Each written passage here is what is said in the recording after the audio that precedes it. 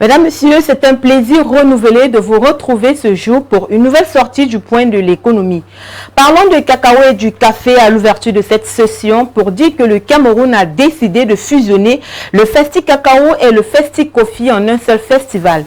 Les deux grandes messes de ces produits d'exportation du Cameroun ont été fusionnées pour devenir Cacao and Coffee Festival. La toute première édition de ce festival rebaptisé est annoncée du 29 au 31 mai 2024 à l'hôtel de ville de Yaoundé, dans la capitale politique du Cameroun. Il faut dire que cette manifestation est organisée par le Conseil interprofessionnel du cacao et du café en partenariat avec le ministère du Commerce.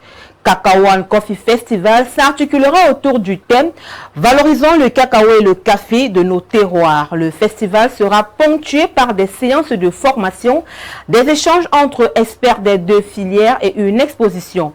Le 30 mai, le festival donnera lieu à Douala cette fois-ci à une séance de dégustation des produits à base de cacao et de café. Toujours au Cameroun, le ministre des Finances, Louis Paul Motazé, a rendu publique une liste de 38 entreprises publiques et privées invitées à souscrire sans délai leurs déclarations statistiques et fiscales en abrégé DSF pour l'exercice 2023 sous peine de sanctions fiscales. Précisant que le délai pour cette obligation a expiré depuis le 26 mars dernier, il les invite à s'éviter les désagréments liés aux sanctions fiscales telles que la taxation d'office. Le non-respect de cette formalité expose ainsi à une amende forfaitaire allant de 250 000 à 5 millions de francs CFA selon la taille de l'entreprise non susceptible de remise. Il peut également conduire à la perte du droit de déduction de la taxe d'amont et du crédit de TVA se rapportant à la période antérieure. Dans cette liste, la présence de certaines sociétés interroge. C'est le cas des aéroports du Cameroun, de Bocon Petroleum SA ou encore de BTP Bofas. La première est l'entreprise publique en charge de la gestion des places aéroportuaires du pays qui a mené ses activités en 2023 et fait d'ailleurs partie des sociétés publiques à introduire à la Bourse des valeurs mobilières d'Afrique centrale, BVMAC. La troisième est une société camerounaise de PTP qui a été active en 2023. Elle s'est néanmoins vue retirer 2 marchés en novembre 2023 et février 2024. Par contre, la présence du chantier naval et industriel du Cameroun dans cette liste est peu surprenante dans la mesure où cette société est en crise depuis plusieurs années. Toutes les entreprises figurant dans cette liste risquent des sanctions qui devraient alourdir leurs charges fiscales. Parlons à présent de la tenue de la 28e réunion du comité des experts de la conférence des directeurs généraux des douanes de l'OMD AOC qui se tient au Mali pour souligner que M. Kwedi Samuel Désiré, chef de la division de la coopération internationale et des bases de taxation et M. Ombata David Clovis, chef de la cellule de la coopération internationale, représentent l'administration des douanes camerounaises à cette grande assise. La cérémonie d'ouverture a été présidée par le directeur général des douanes maliennes. Le thème des assises est mobiliser les partenaires historiques et nouveaux pour atteindre les objectifs de la douane moderne dans la région de l'Afrique de l'Ouest et du Centre. Un thème qui constitue un appel convaincant à l'action pour les membres de l'OMD afin qu'ils révisent et améliorent leur stratégie d'engagement en renforçant les partenariats existants et en forgeant de nouvelles alliances dans un paysage mondial en constante évolution. Pendant 2 jours, les experts vont aborder divers sujets stratégiques, notamment l'examen des rapports d'activité 2023 des structures régionales et leurs perspectives pour 2024, l'examen des risques de politique générale, l'examen des questions budgétaires, l'examen des questions techniques, les partenariats. Les délibérations aboutiront demain à la formulation d'un projet d'ordre de jour et d'un projet de recommandation à soumettre à la 30e conférence des directeurs généraux des douanes de la région OMD AOC. Parlons à présent du nouveau cadre de partenariat pays avec la Banque mondiale qui a approuvé le 23 mai dernier 3 prêts au Togo d'un montant total de 298 millions de dollars, soit 180 milliards de francs CFA. Il faut dire que ces prêts représentent les premiers engagements financiers de la Banque mondiale dans le cadre de partenariat adopté le même jour et destiné à couvrir la période allant de 2024 à 2029. Selon Sandra Ablamba Johnson, ministre secrétaire général de la présidence de la République et également gouverneur de la Banque mondiale pour le Togo, cet accord marque un tournant décisif pour le Togo et vise à bâtir un pays où chaque citoyen pourra bénéficier des progrès réalisés grâce à ces projets innovants et transformateurs.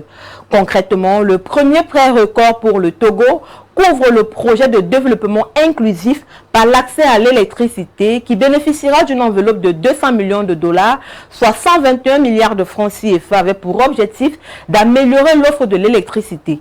Le secteur public bénéficiera aussi d'un appui avec une opération de 75 millions de dollars, soit 45 milliards de francs CFA, destinée à améliorer la gestion des ressources humaines et des finances publiques, ainsi que la digitalisation de la collecte des recettes fiscales.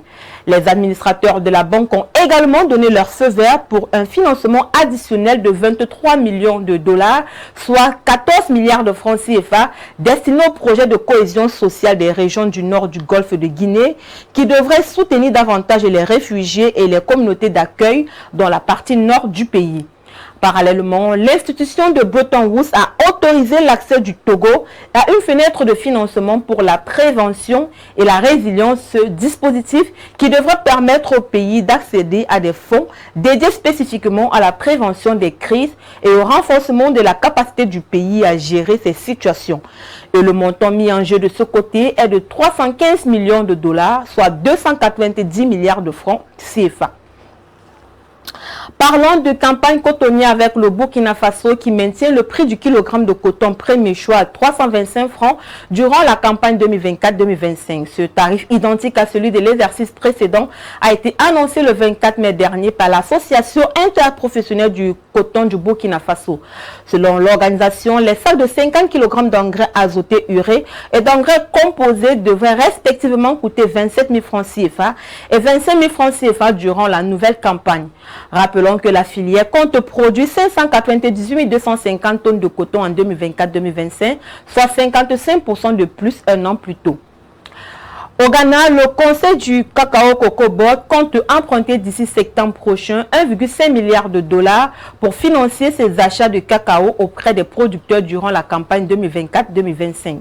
Selon les sources produits régulateurs ayant requis l'anonymat, ce nouveau prêt syndiqué s'inscrirait dans un contexte où les autorités prévoient une récolte de 810 000 tonnes durant la saison prochaine avec l'amélioration des conditions météorologiques et la réhabilitation des plantations. Dans les informations relayées par Reuters, des tractations sont toujours en cours avec les banques internationales pour évaluer le niveau de l'offre et le montant optimal de l'enveloppe à mobiliser. Il faut noter que les autorités espèrent globalement tourner la page de la campagne 2023-2024 qui aura été tumultueuse. Avec la crise économique que traverse le pays, le prêt syndiqué habituellement accordé en septembre a été signé en décembre 2023 avec un taux d'intérêt de 8%, soit le plus élevé depuis 30 ans. Par ailleurs, sur les 800 millions de dollars prévus, le COCOBOT a finalement retiré 600 millions de dollars et a annulé le reste en raison de la faible récolte anticipée qui ne permettait pas de couvrir le prêt. Un stock de 500 000 tonnes de cacao est en effet attendu d'ici la fin de la saison contre des prévisions initiales de 820 000 tonnes en raison de plusieurs facteurs comme le virus du swell and shoot, les mauvaises conditions météorologiques ou encore l'extraction illégale d'or connu localement sous le nom de galamsey.